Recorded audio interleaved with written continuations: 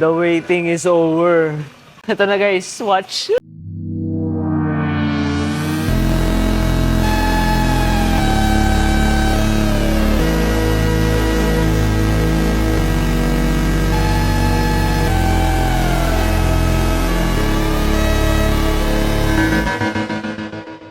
Namiss kita, tol. Ayan na nga guys. Ito ng pogi, man. Salamat, bro. Tayo na. Ano, kamusta? Kamusta nangyari doon? Grabe, challenge. Challenging. Challenging. Grabe yung mga eksperimentong ginawa natin sa Mazda. Oo. Makuha natin. Makuha natin. Yun nga eh. Talaga biro ang candy rin. Di- Mga ano pa, may mga parang different variations pa sila. Oo.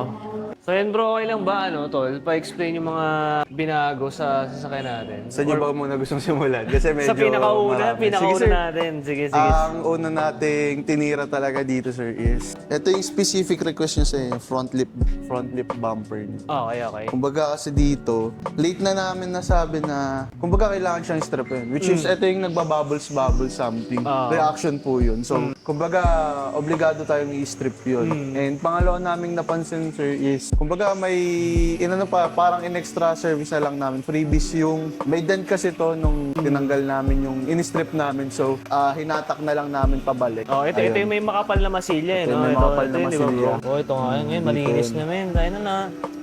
Hindi na siya tol. Plastic naman to, Plastic sir. naman siya, okay. Kumbaga, pero syempre, para hindi masyadong makapal yung masilya, hinatak na lang natin din, sabay na sa natin trinabaho din. Ayun. Pati itong ilalim bro, no? Tama ba? Pati itong ilalim. Ito, sir, kasama rin to kasi Repainted buong bumper.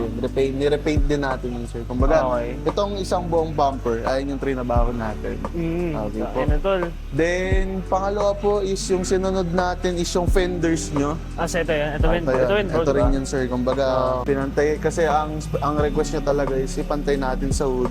So, ayun yung isa sa reason bakit medyo natagalan sa atin tong unit kasi kailangan pantayin natin siya. Pantay talaga, okay. Tapos, ang mga hinahabol natin is itong yung side mirror kasama yan. Oo. Both side mirrors. Tapos yung door. Ito yung pinakahuli natin. Kumbaga kasi mukha siyang kung kilala si Frankenstein. Kumbaga light gray dito sa isang mukha tapos yung isa medyo dark. So ganun kasi talaga yung kulay. Medyo masakit sa mata kaya ayun. Sinuggest ko kay Sir Nabs na Sir, eto, pinaliwanag ko na mas okay isama natin. Kumbaga itong dalawang door kasi repainted na siya. So, ito kasi bagong repaint din and parang hindi masyadong lumapat yung unang candy kaya hindi talaga namin siya mapapantay. So, ayun din, sinuggest namin na i-repaint na lang din yung unit para at least iba yung tindig ng Mazda nyo. Oh, yun nga. Pansin ko nga bro, parang talagang, same na talaga. Sir, kumbaga kinuha natin yung trinabaho talaga. Okay lang ba ikutan ko bro? Sige sir, walang problem. Ayan, so ito nakuha din yung door handle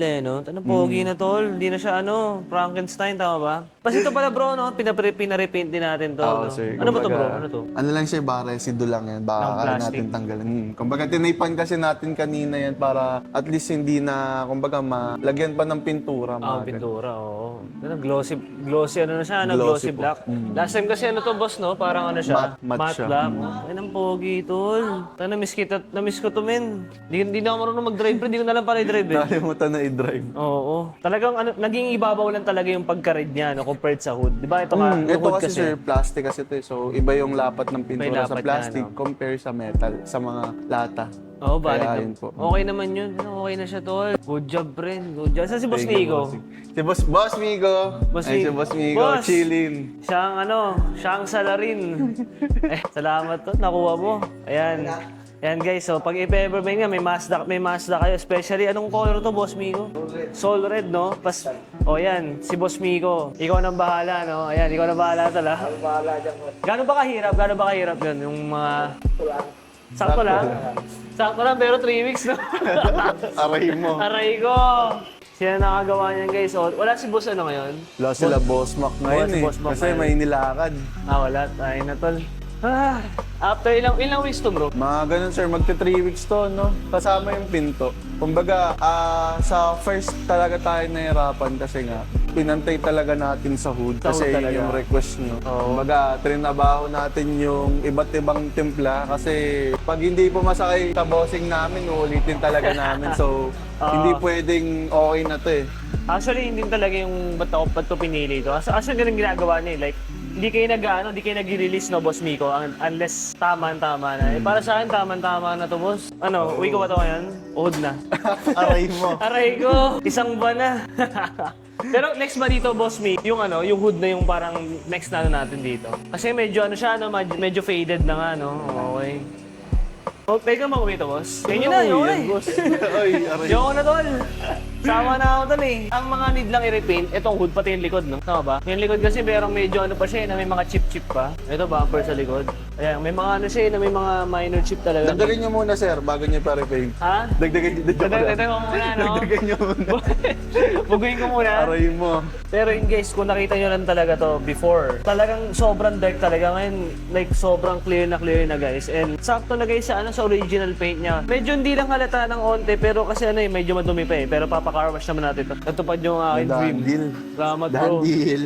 Done deal, dol. Okay na. Mauwi ko na sa wakas. After 3 weeks ba, boss? 3 weeks, no? Magti 3 weeks, boss. Magti 3 weeks. Uuwi na natin ang ating baby. Pero yun nga, sa mga naka-Mazda guys, sa mga naka-Mazda na Soul Red, specifically Soul Red, no? I highly recommend si McQueen Auto Detailing Services. Kasi nga, kuwang-kuwang nila guys yung ano, yung kulay talaga ng Soul Red Crystal. Kita nyo naman mga boys. Pagang! Ayun, no? Done deal talaga. Boss, salamat ulit ha. Salamat ulit Thank sa you, sir. ano. Wala ba kayong huling say or anything bago ano? Pag may ganitong kulay kayo, sir, kaya-kaya natin yan. Ayan guys, no? So if ever na meron kayong, kahit di naman Soul Red Crystal, no? Oh, sir, kahit mga ibang candy colors, kaya naman po. Kumbaga, mag-a-advise naman po kami ng mga pwedeng gawin, ganyan.